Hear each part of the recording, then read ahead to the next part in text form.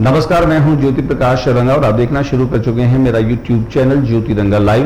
RM news की तमाम खबरें अपने YouTube चैनल के जरिए मैं देश भर के लोगों तक पहुंचाता हूं और बीकानेर संवाद में क्या कुछ रहा गुरुवार को खास आइए डाल लेते हैं एक नजर दिन भर की खास खबरों पर। नीति आयोग का संपूर्ण अभियान शुरू। कोलायत में आयोजित कार्यक्रम में जिला कलेक्टर और नीति आयोग के उप सलाहकार रहे मौजूद।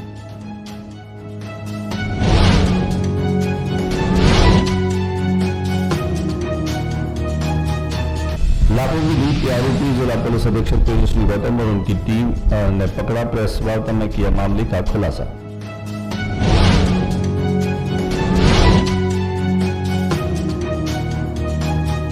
लाखों की लूट के आरोपी बीकानेर पुलिस ने 18 घंटे में पकड़े, कोर्ट में पेश कर ली रिमांड।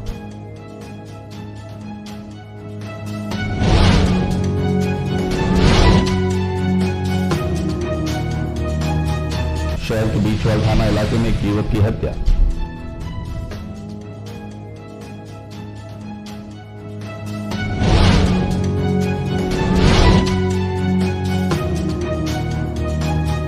बीकानेर में अचानक आंधी के साथ हुई तेज बारिश।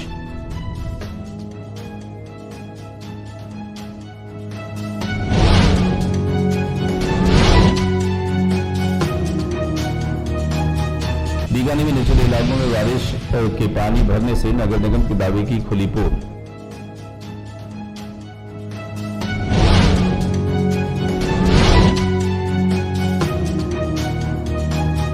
रेल रोकने के यूथ कांग्रेस के स्टेशन के बाहर ही रोका, कार्यकर्ताओं ने जमकर की नारेबाजी।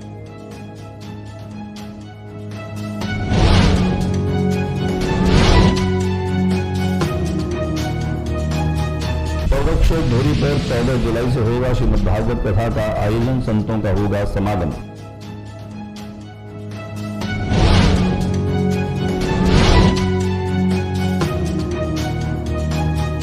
जिला कलेक्टर का कोलायत दौरा, विभिन्न कार्यालयों का किया निरीक्षण।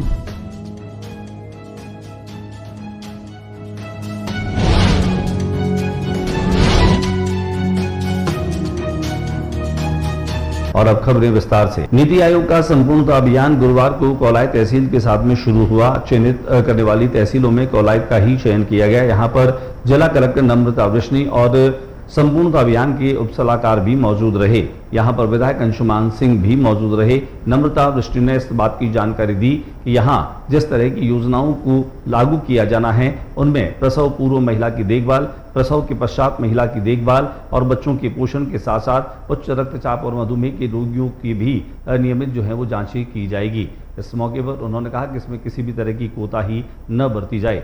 यह अभियान 30 सितंबर तक चलेगा। दिखाते हैं आपको कोलायत में आज संपूर्णता अभियान के इस कार्यक्रम की कुछ तस्वीरें। के प्रेरणादायी नेतृत्व में उल्लेखनीय सफलता के साथ संचालित हो रहा माध्यम बना है।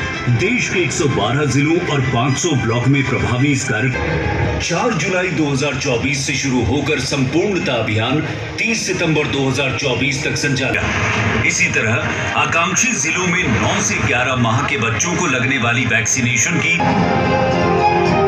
विकसित भारत का लक्ष्य गरीब युवा।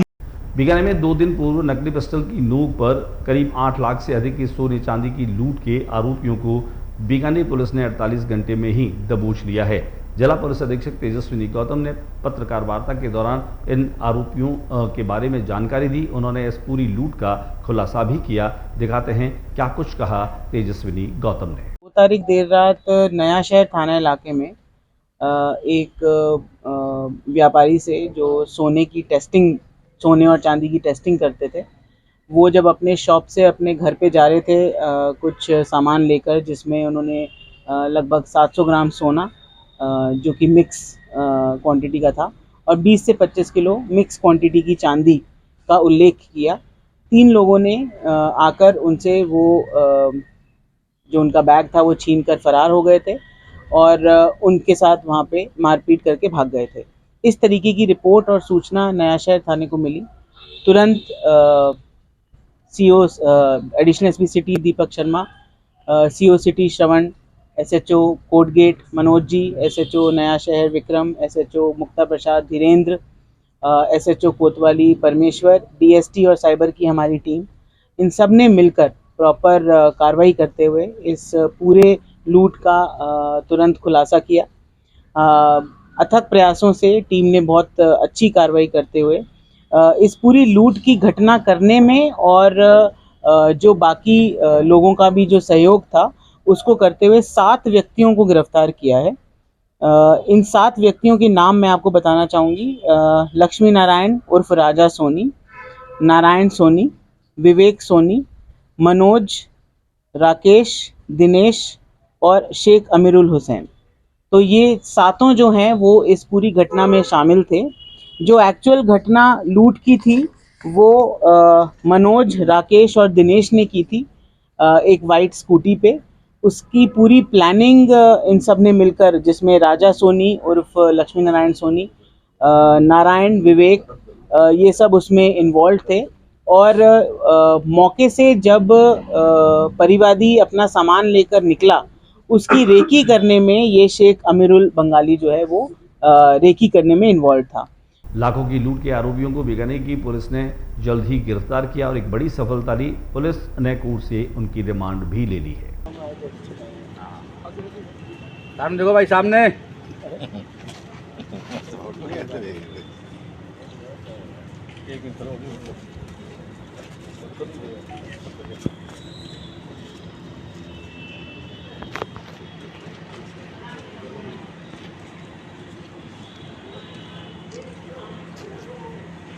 शहर के बीचवाल थाने में एक युवक की हत्या का मामला जो है वो प्रकाश में आया है। बताया जा रहा है कि शोभासर के पास में आपसी विवाद के चलते 2 गुटों में मारपीट हो गई थी। इसमें भुट्टो के चौराहा के पास रहने वाले शाहरुख भुट्टो की चोटें आई, जिसे पीबीएम अस्पताल ले जाया गया, जहां उसके इलाज के दौरान मौत हो गई। फिलहाल शव को पीबीएम की मोर्ची में रखवाया गया। घटना की जानकारी के बाद मृतक के परिचित व परिजन पीबीएम मोर्ची के आगे जमा हो गए और हत्या करने वाले लोगों को गिरफ्तार करने की मांग की। सूचना पर अतिरिक्त पुलिस अधीक्षक दीपक शर्मा सहित पुलिस अधिकारी मौके पर पहुंचे। आइए दिखाते हम आपको इसकी कुछ तस्वीर। देखिए, बीचवाल थाना इलाके में हमें एक सूचना मिली थी कि देर रात परिवादी जो है वो अपने किसी दोस्त की शादी अटेंड करके शोभासर से आ रहा था, जिस पे पीछे कुछ लोगों ने हमला किया है। अभी हमारे पास मर्डर की रिपोर्ट आई है, उसमें कुछ नामजद हैं और कुछ अन्य हैं। इसमें मेन जो एक व्यक्ति की जिसकी मृत्यु हुई है, उसके साथ जो 2 उसके दोस्त और भाई थे, उनके पर्चा बयानों पे मुकदमा दर्ज किया गया है और विभिन्न टीमें लगाकर जो आरोपीगण हैं उनकी दस्तयाबी हेतु प्रयास जो हैं वो निरंतर जारी हैं। इनकी कोई आपसी रंजिश की बात परिवारजनों ने भी बताई है मृतक के, और उन्होंने उसी का। बीकानेर में तेज गर्मी, उमस और लू की वजह से लोग परेशान हो रहे थे। 4 जुलाई को मौसम विभाग ने भविष्यवाणी भी की थी कि बीकानेर में मानसून पहुंचेगा। दोपहर तक आते आते तेज आंधी के बाद में आसमान में मेघ जो है वो छाने लगे और मेघों ने जमकर मल्हार भी गाया। कुल मिलाकर के कहा जा सकता है कि मौसम बारिश के बाद में खुशनुमा हो गया। हालांकि निचले इलाकों में पानी भर जाने की वजह से नगर निगम के दावों की पोल जरूर खुली। 4 दिन पहले भी तेज बारिश ने निगम के दावों की पोल खोली है।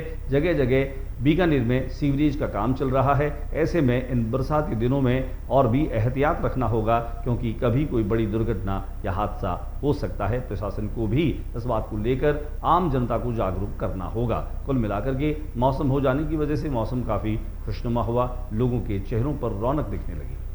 पूरे देश भर में यूथ कांग्रेस ने रेल रोको का अभियान चलाया। रेल रोको अभियान के चलते बीकानेर में भी यूथ कांग्रेस के नेता और कार्यकर्ता रेलवे स्टेशन के बाहर रेल रोकने के लिए पहुंचे, लेकिन यहां पर रेल प्रशासन ने इन कार्यकर्ताओं को रोक दिया। लेकिन यूथ कांग्रेस के कार्यकर्ताओं ने बाहर भी जमकर नारेबाजी की।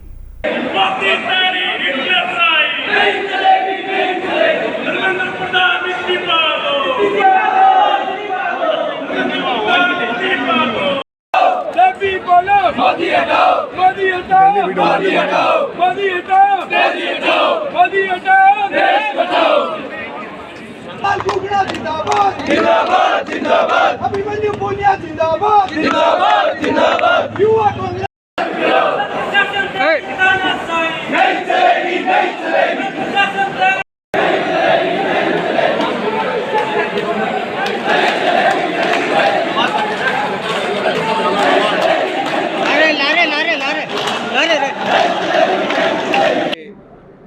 जो रेलवे मुख्यालय पे युवा कांग्रेस के द्वारा, राजस्थान युवा कांग्रेस के इस संभाग के सभी युवा कार्यकर्ताओं द्वारा रेल रोको अभियान का कार्यक्रम किया गया।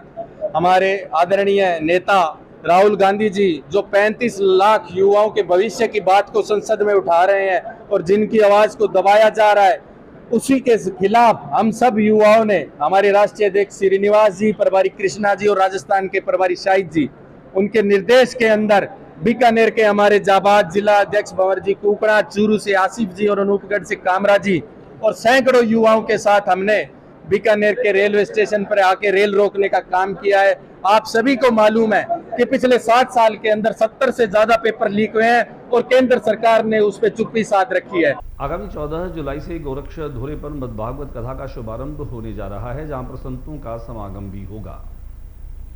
श्रीमद् भागवत कथा हमें मोक्ष प्राप्ति का मार्ग दर्शाती है। भगवान कृष्ण के अमृत वचनों, उनकी लीलाओं में जीवन की हर समस्या का समाधान और सफलता का रहस्य छुपा है। ये उद्गार श्री नखत बन्ना मंदिर गोरक्ष धोरा के पीठाधीश्वर योगी रामनाथ जी महाराज ने गुरुवार को आयोजित पत्रकार वार्ता के समक्ष कही। दिखाते हैं पत्रकार वार्ता की कुछ तस्वीरें। ये गुरु पूर्णिमा पर महोत्सव होता है, हर साल 17 वर्षों से चला आ रहा है ये कार्यक्रम। अब की बार 17वें वर्ष भी आयोजन को विशाल रूप दिया जाएगा और महाराज जी की तरफ से गोरख सेवा समिति में बिनासर में ये कार्यक्रम होता है। 14 जुलाई से 21 जुलाई तक कार्यक्रम है। अब की बार 21 जुलाई को गुरु पूर्णिमा है, तो 21 जुलाई के दिन यज्ञ और विशाल भंडारे का आयोजन होता है। हजारों की तादाद में श्रद्धालु आते हैं। कथा का समय 10:30 बजे से 5 बजे तक रहता है। सिंह राजस्थान के थांग ता संघ के अध्यक्ष बने हैं। संघ की कार्यकारिणी को उन्होंने घोषित किया। थांग ता फेडरेशन ऑफ इंडिया के सचिव विनोद शर्मा ने राजस्थान थांग ता एसोसिएशन को मान्यता पत्र जारी करते हुए बीकानेर की डॉक्टर सुरेंद्र सिंह शेखावत को संघ का अध्यक्ष नियुक्त किया। कलेक्टर नम्रता वृष्णि ने कौलायत तहसील का दौरा भी किया। दौरे के दरमियान उन्होंने अनेक कार्यालयों का निरीक्षण भी किया। जल ग्रहण के कार्य उन्होंने देखे। अस्पताल की व्यवस्थाओं का उन्होंने फीडबैक लिया। जिला कलेक्टर नम्रता वृष्णि गुरुवार को कौलायत क्षेत्र के दौरे पर रही। उपखंड अधिकारी, तहसील कार्यालय, पंचायत समिति, पुलिस थाना और उपकोष कार्यालय का भी उन्होंने निरीक्षण किया। उप जिला अस्पताल, ट्रोमा सेंटर, ऑक्सीजन प्लांट को देखा। अस्पताल में सोनोग्राफी मशीन होने लेकिन सोनोलॉजिस्ट नियुक्त नहीं होने के मद्देनजर उन्होंने CMHO को निर्देश दिए कि सप्ताह में एक दिन यहाँ सोनोलॉजिस्ट की व्यवस्था को निश्चित किया जाए। RM न्यूज़ अपने सामाजिक सरोकारों के चलते आगामी 20 जुलाई को 10वीं और 12वीं बोर्ड परीक्षा में जिन्होंने 92% से अधिक अंक प्राप्त किए हैं, उनका सम्मान और अभिनंदन करने जा रहा है। वहीं बीकानेर शहर के ग्रामीण और शहरी क्षेत्र के निजी और सरकारी विद्यालयों में जिन्होंने 100% परीक्षा परिणाम दिया है, उनका भी सम्मान करने जा रहा है। आज के बुलेटिन में बस इतना ही। अगले बुलेटिन में नई गतिविधियों के साथ समय चैनल पर मुलाकात होगी, लेकिन जाने से पहले मेरे YouTube चैनल ज्योतिरंगा को जरूर सब्सक्राइब करें। और आज बस इतना ही। दीजिए इजाज़त। नमस्कार।